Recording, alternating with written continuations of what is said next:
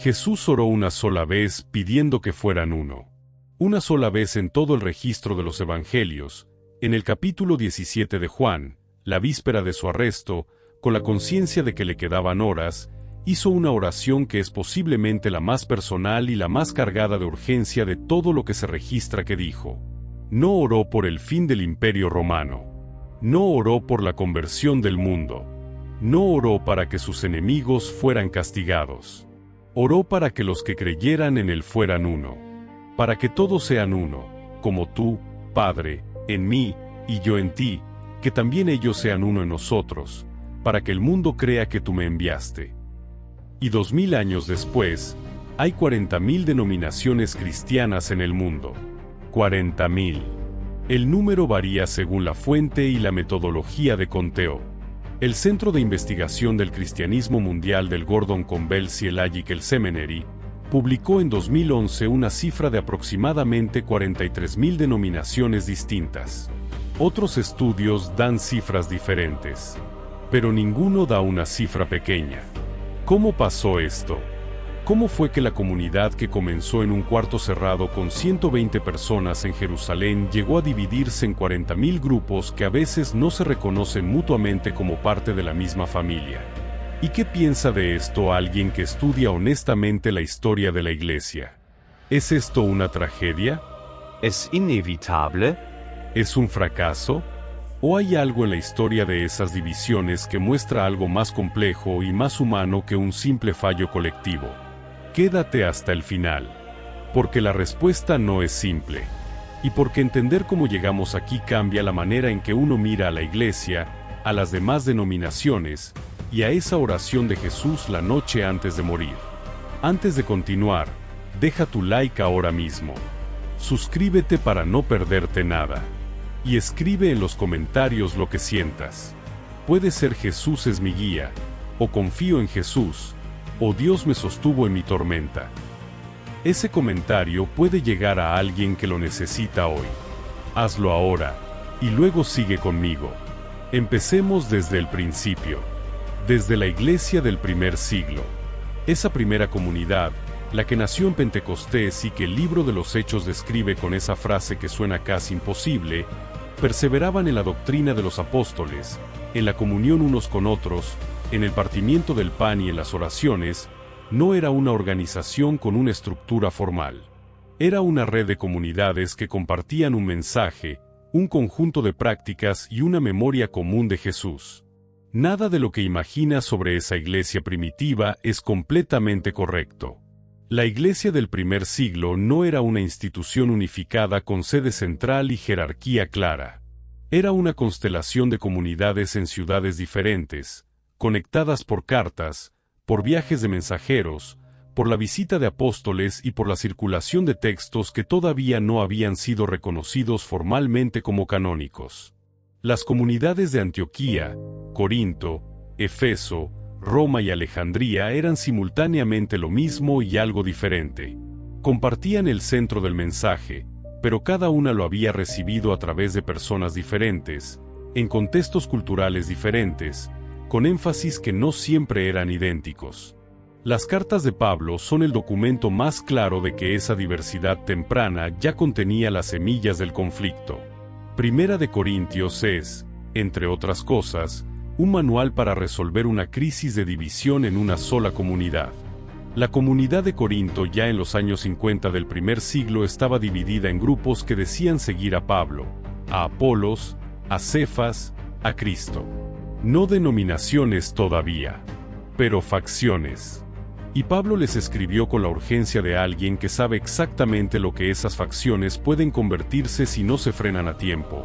¿Acaso está dividido Cristo? La primera gran crisis de unidad en la iglesia primitiva no fue sobre doctrina, sino sobre práctica. La pregunta de los judaizantes: ¿debían los gentiles que se convertían al cristianismo guardar las prácticas de la ley judía, incluyendo la circuncisión? El Concilio de Jerusalén, descrito en el capítulo 15 de los Hechos de los Apóstoles, fue el primer intento de la iglesia primitiva de resolver mediante deliberación colectiva una diferencia que amenazaba con partir al movimiento por la mitad en su primera generación. Y llegaron a un acuerdo. Un acuerdo que no satisfizo a todos, pero que permitió que la comunidad continuara. Ese es el primer modelo de resolución de conflictos en la historia de la Iglesia, y es significativo que no fue la imposición de una autoridad única, sino la deliberación de líderes que escucharon argumentos y llegaron a una conclusión colectiva. Las siguientes generaciones produjeron las primeras herejías formalmente identificadas. La gnosis, con sus múltiples variantes, que pretendía que el mundo material era malo y que el verdadero conocimiento espiritual era accesible solo a algunos iniciados. El marcionismo, que rechazaba el Antiguo Testamento y afirmaba que el Dios del Antiguo Testamento era diferente del Dios que Jesús reveló. El montanismo, que afirmaba nuevas revelaciones proféticas adicionales a las de los apóstoles. El docetismo, que decía que Jesús no había tenido un cuerpo real, sino que había parecido tener uno. Cada una de estas posiciones fue respondida por líderes de la Iglesia que escribieron refutaciones, convocaron reuniones, desarrollaron fórmulas de fe y definieron con mayor precisión lo que la comunidad creía. El proceso de clarificación doctrinal fue simultáneamente un proceso de exclusión.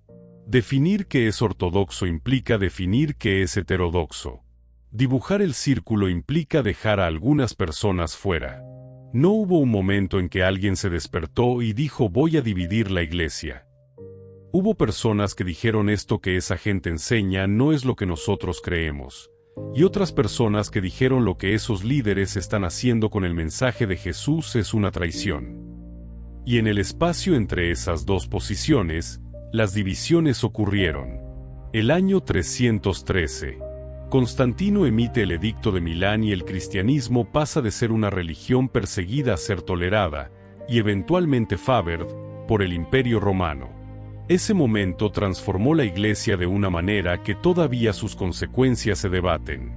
Por un lado, abrió el espacio para que el mensaje cristiano se extendiera sin persecución.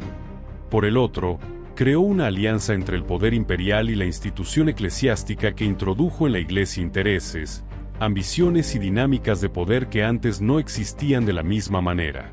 Los concilios ecuménicos del siglo IV, empezando por el Concilio de Nicea en el año 325, fueron convocados por el propio Constantino para resolver disputas doctrinales que amenazaban la unidad del imperio tanto como la de la Iglesia. Nicea definió la doctrina de la Trinidad frente al arrianismo, que afirmaba que el Hijo no era completamente igual al Padre. El resultado del concilio fue la condena del arrianismo como herejía y la formulación del credo de Nicea. Pero el arrianismo no desapareció. Fue derrotado dentro del Imperio Romano, pero sobrevivió y se expandió entre los pueblos germánicos que eventualmente invadirían ese imperio. Los visigodos, los ostrogodos, los burgundios, los lombardos, todos adoptaron el cristianismo en su forma arriana antes de convertirse al catolicado siglos después. La primera gran división entre grupos que se llamaban cristianos ya estaba operando siglos antes de que la palabra denominación existiera. El año 1054. La fecha que los historiadores llaman el Gran Cisma. El patriarca de Constantinopla, Miguel Cerulario, y el representante del Papa León IX en Roma se excomulgaron mutuamente. El texto de la excomunión romana fue depositado sobre el altar de la Basílica de Santa Sofía mientras se celebraba la liturgia, y los feligreses presentes no sabían exactamente qué había ocurrido hasta que los vieron salir. Ese cisma entre las iglesias del Oriente y del Occidente tenía raíces que venían de siglos atrás. Diferencias sobre la autoridad del obispo de Roma, diferencias sobre si el Espíritu Santo procedía del Padre solamente o del Padre y del Hijo, diferencias sobre las prácticas litúrgicas, diferencias sobre la jurisdicción territorial. No fue una ruptura repentina. Fue el punto final de una separación que había estado ocurriendo gradualmente durante generaciones.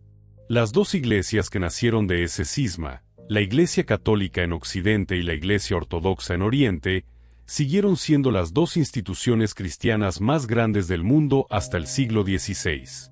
Y cada una se entendía a sí misma como la iglesia legítima y a la otra como la que se había desviado. Y luego llegó el 31 de octubre de 1517. Martín Lutero, un monje agustino alemán de 33 años, clavó o distribuyó sus 95 tesis en la ciudad de Wittenberg.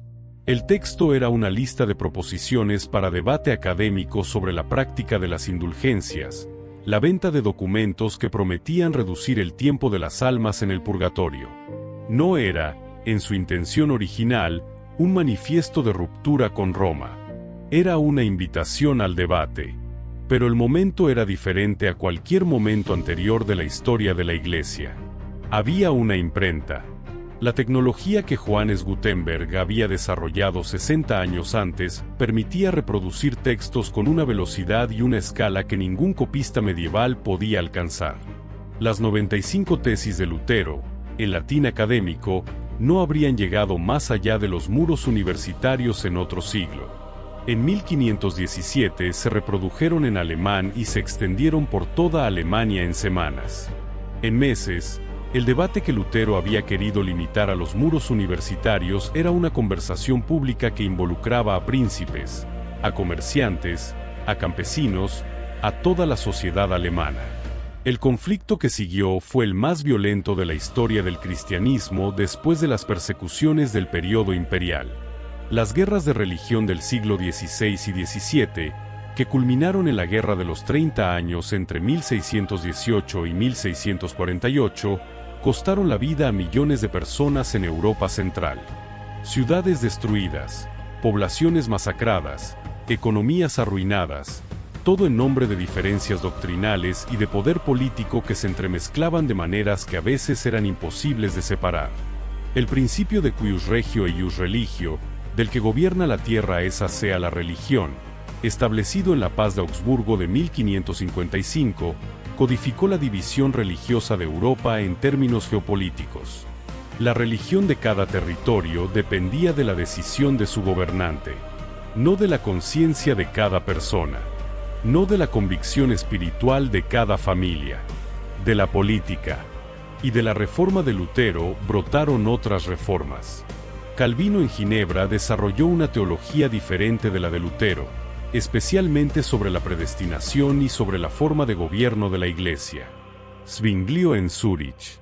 Los anabaptistas, que rechazaban el bautismo de infantes y que fueron perseguidos tanto por católicos como por protestantes. Enrique VIII en Inglaterra, que rompió con Roma no por diferencias doctrinales, sino por la negativa del Papa a anular su matrimonio, y que estableció la Iglesia anglicana con el rey como su cabeza. Cada una de esas ramas de la Reforma engendró a su vez nuevas divisiones. Los luteranos se dividieron. Los calvinistas se dividieron en presbiterianos, reformados, congregacionalistas. Los anabaptistas dieron origen a los menonitas, los amish, los hermanos de Suiza. Los anglicanos dieron origen a los metodistas, que dieron origen a los wesleyanos, que dieron origen a múltiples denominaciones pentecostales y evangelicals. El siglo XIX vio la explosión de nuevas denominaciones en los Estados Unidos especialmente. El avivamiento religioso del siglo XVIII y XIX, con sus predicadores itinerantes y sus camp meetings, sus experiencias emocionales de conversión y sus rechazos a las estructuras eclesiásticas establecidas, produjo decenas de nuevas denominaciones. Los bautistas se dividieron sobre la esclavitud antes de la guerra civil. Los metodistas se dividieron. Los presbiterianos se dividieron. Cada división generalmente tenía tanto de política y de cultura cuanto de doctrina.